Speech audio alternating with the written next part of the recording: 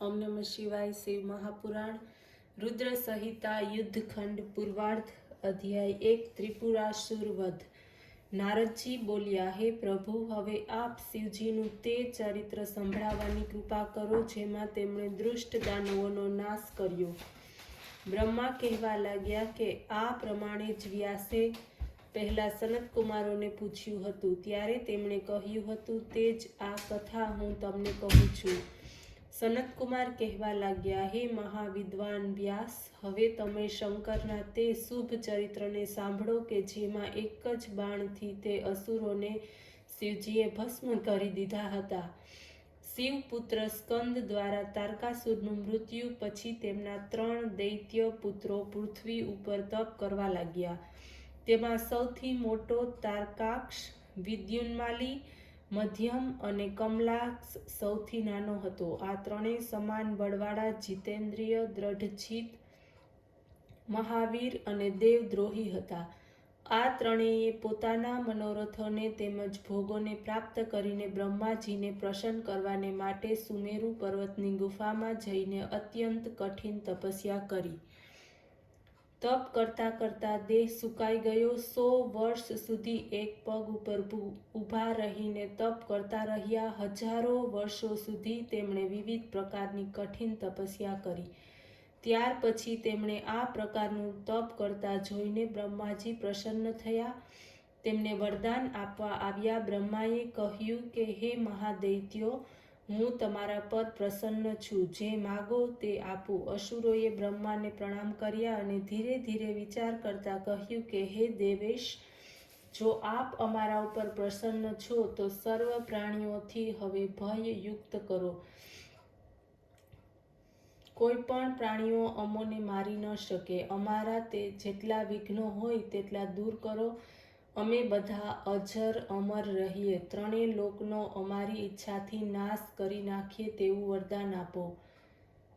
જ્યારે તે તપસ્વીઓએ આ પ્રમાણે કહ્યું ત્યારે તેના વચનો સાંભળીને બ્રહ્માજી પોતાના પ્રભુ ગિરીશ શિવજીનું સ્મરણ કરતા કહેવા લાગ્યા કે હે અસુરો, તમે ચાહો તે માંગો। તમે શા કારણથી તપ કરો છો તે કહો। કોઈ પણ પ્રાણી અજર અમર હોતું નથી। કાળના પણ કાળ હરી અને ભગવાન શંકર સિવાય કોઈ અમર નથી।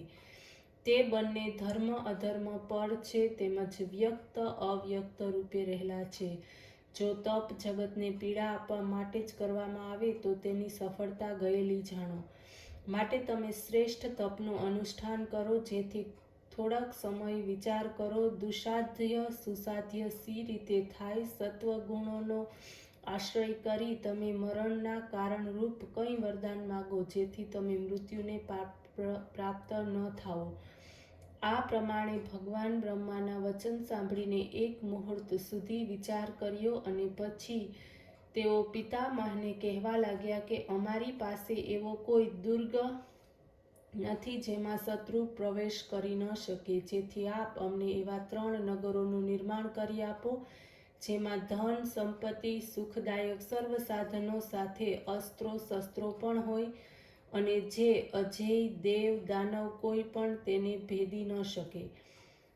આમ કહીને તારકાક્ષે પોતાના માટે સુવર્ણનું, કમલાક્ષે ચાંદીનું અને વિદ્યુન્માલીએ લોઢાનું નગરનું નિર્માણ કરવાની પ્રાર્થના કરી। બ્રહ્માએ કહ્યું તથાસ્તુ, એ પ્રમાણે જ થશે, પરંતુ શિવજીના હાથેથી તમે સર્વ માર્યા જશો।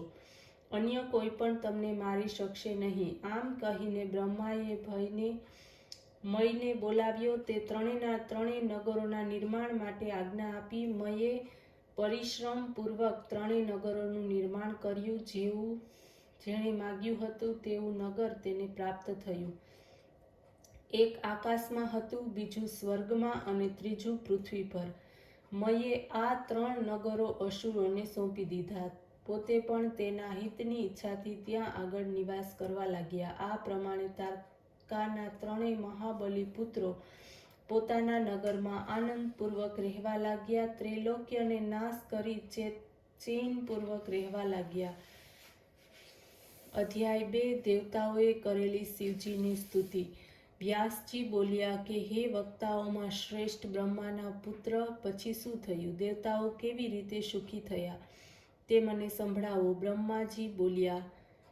બુદ્ધિમાન વ્યાસના આ વચનો સાંભળીને શિવના ચરણ કમળનું ધ્યાન કરતા સનતકુમારે કહ્યું, ત્યારે આ ત્રિપુરના તેજથી દગ્ધ થઈને ઇન્દ્ર વગેરે દેવતાઓ દુઃખી થતા હતા. બ્રહ્માની પાસે ગયા, પોતાનું સર્વ કષ્ટ કહ્યું, તેના વધની પ્રાર્થના કરી. બ્રહ્માએ તેને સંતોષ આપીને શિવજીની પાસે જવાની આજ્ઞા આપી. ત્યારે દુઃખી દેવતાઓ શંકરની પાસે ગયા. નમસ્કાર કરી સ્તુતિ કરી તેઓ કહેવા લાગ્યા, હે પ્રાણીઓના સંહાર કરતા, હે હિરણ્ય ગર્ભ, હે સર્વવ્યાપક, આપને નમસ્કાર છે. સનતકુમાર કહેવા લાગ્યા કે જ્યારે અનેક પ્રકારે ત્રિશૂળધારી મહાદેવજીની ઇન્દ્ર વગેરે દેવતાઓ સ્તુતિ કરી અને કહ્યું કે હે મહાદેવજી, તારકના પુત્રોએ દેવતાઓ એવા એમને પરાજિત કરી દીધા છે, ત્રૈલોક્યને પોતાના વશમાં કરી લીધું છે, સમગ્ર સંસારની જળને ઉખેડી નાખવાનો પ્રયાસ થઈ રહ્યો છે. હે શિવજી, જ્યાં સુધી ત્રિપુર નાશ નહીં થાય ત્યાં સુધી આપ શીઘ્ર કોઈ નીતિ નક્કી કરો તો સારું. આ પ્રમાણે ઇન્દ્રાદિ દેવતાઓના વચન સાંભળીને એના ઉત્તરમાં શિવજીએ કહ્યું. ઓમ નમઃ શિવાય.